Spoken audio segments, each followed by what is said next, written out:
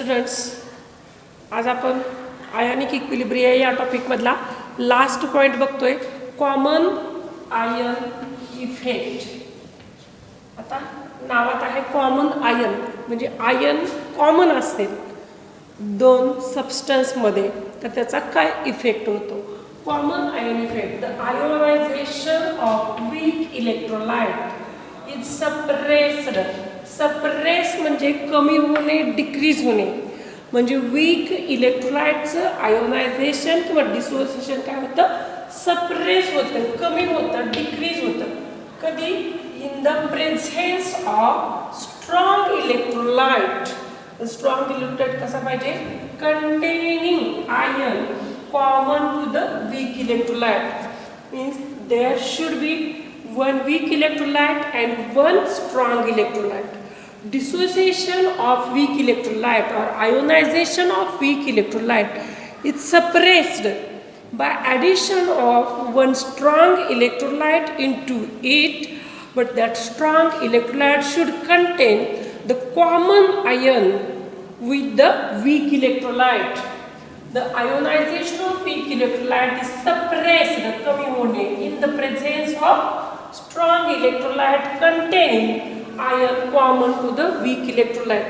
Consider a weak acid, acetic acid, CH3COOH. As it is a weak acid, it dissociates. Means this is a weak electrolyte as CH3COO minus and H plus. It dissociates it and in the aqueous solution. Means this is a dissociation or ionization of a weak acid. If we add a one strong electrolyte to this, that strong electrolyte, consider CH3COONA. This is a salt. As this is a salt, it ionizes completely. Means it is a strong electrolyte. As it dissociates as CH3COO minus plus Na plus. This is a weak electrolyte, this is a strong electrolyte. Weak electrolyte dissociates to small extent as CH3CO minus and H plus. Strong electrolyte dissociates almost completely as CH3COO minus and Na plus. Here this acetate ion of the CH3COO minus is common to both this weak electrolyte as well as the strong electrolyte. When we add the sodium acetate to this acetic acid, the concentration of CH3COO minus ions increases. याच्यामध्ये add केल्यामुळं हे काय झालं, जादा create झाले आणि ह्याचं concentration solution मधलं काय झालं, वाढलं. As concentration of this acetate ions increases according to Le Chatelier's principle, the rate of reverse reaction increases. Forward reaction काय आहे, डिसोसिएशन आहे. रिव्हर्स रिॲक्शन मध्ये काय होतं, CH3CO minus combines with H plus to form the acetic acid. म्हणजे undissociated acetic acid molecule reverse reaction मध्ये तयार होतात. आणि as common acetate ions are increased due to addition of the sodium acetate, rate of reverse reaction is increased. That means the dissociation of this acetic acid is suppressed or decreased. Acetic म्हणजे forward रिॲक्शनचा rate कमी झाला, reverse रिॲक्शनचा वाढला, म्हणजेच forward reaction आहे dissociation, म्हणजेच dissociation काय झालं, कमी झालं. This is the common ion effect. That is the ionization of weak electrolyte is suppressed due to addition of strong electrolyte containing ion common to the both, that is the strong as well as the weak electrolyte. This is the common ion effect. And next point is the common ion effect, and what is the effect of it on the solubility of sparingly soluble salt. Of sparingly, common ion effect and solubility of sparingly soluble salt. There is the effect of common ion and also on the solubility of sparingly soluble salt. Consider AgCl is a sparingly soluble salt. Sparingly soluble means which dissociates, which soluble to very small extent, and there is equilibrium between the Ag plus Cl minus ions in the aqueous solution and the solid AgCl. Equilibrium between the undissolved AgCl, that is solid AgCl, and Ag plus and Cl minus ions. The solubility product of it is the Ksp equal to concentration of Ag plus into concentration of Cl minus ions. When we add another electrolyte like AgNO3 to this, as AgNO3 is a salt, it dissociates almost completely as the Ag plus and NO3 minus ions. Here Ag plus ions are common to both. As Ag plus ions are common, when we add AgNO3 to this solution, the concentration of Ag plus ions is increases. As concentration of Ag plus ions are increased, rate of reverse reaction increases. A forward reaction is of the solubility reaction. Forward, this is solubility equilibrium. Rate of reverse reaction increases means Ag plus ions combines with Cl minus to form the solid AgCl. Reverse reaction मध्ये solid AgCl तयार होते आणि forward reaction मध्ये काय होतं, AgCl चं dissociation होऊन Ag plus आणि Cl मायनस तयार होतात. रिव्हर्स रिएक्शनचा रेट वाढला म्हणजेच as rate of reverse reaction increases, which indicates the solubility of AgCl decreases. Thus, due to the common ion effect, the solubility of sparingly soluble salt decreases and equilibrium shifts towards the left. इथं हा part संपलेला आहे. Solubility प्रॉडक्टवरचं आपण एक example बघूया आणि हा topic इथं काय करूया, स्टॉप करूया. The solubility product of AgBr is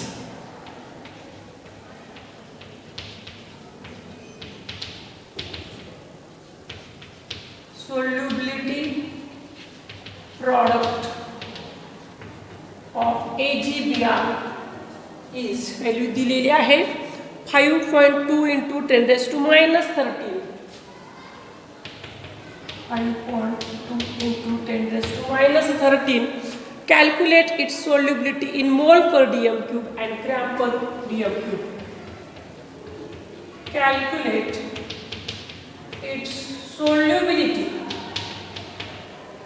in mole per dm cube म्हणजे molar solubility and gram per dm cube. आपण जनरली जी कॅल्क्युलेट करतो ती मोलर सोल्युबिलिटी असते, म्हणजे सोल्युबिलिटी इन मोल पर डीएम क्यूब मध्ये असते. आपल्याला मोल पर डीएम क्यूब आणि ग्रॅम पर डीएम क्यूब मधली पण सोल्युबिलिटी काय करायची, कॅल्क्युलेट करायची. आता काय काय दिले बघूया. सोल्युबिलिटी प्रॉडक्ट म्हणजे KSP दिलाय 5.2 into 10 raised to minus 13. आणि काय काढायचं आपल्याला, यस काढायचं आहे, सोल्युबिलिटी काढायची आहे. आता सॉल्ट कोणता आहे, AgBr. डिसोसिएशन कसं होणार त्याचं, Ag प्लस आणि Br मायनस. आता ह्याचा स्पेरिंगली सोल्युबल सॉल्ट आहे. सोल्युबिलिटी प्रॉडक्ट KSP काढायचं आहे आपल्याला. मागच्या लेक्चरला आपण बघितलंय solubility product equal to x raised to x, y raised to y and s raised to x plus y. Here x किती मोल्स आहेत, Ag plus चे 1 मोल्स आहेत, y चे किती आहेत, 1च आहे. जे x equal to काय 1, y equal to 1. Therefore KSP equal to x raised to x, y raised to y and x raised to x plus y. Therefore KSP equal to 1 raised to 1, y raised to 1 raised to 1 and s raised to 1 plus 1, that is the 2. That means KSP equal to काय आपला S square आला. आपल्याला काढायचं आहे yes. हे जे आपण यसची value काढणार आहोत ती कशामध्ये असणार आहे, मोल पर DM क्यूब मध्ये असणार आहे. दॅटफॉर यस इक्वल टू काय आला, अंडर रूट ऑफ KSP.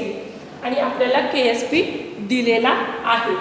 तर हे बघा x इक्वल टू 1 आहे, AG प्लस 1 आहे, y1 आहे, x raise to x, y raise to y, s raise to x plus y. मागच्या लेक्चरला आपण बघितले.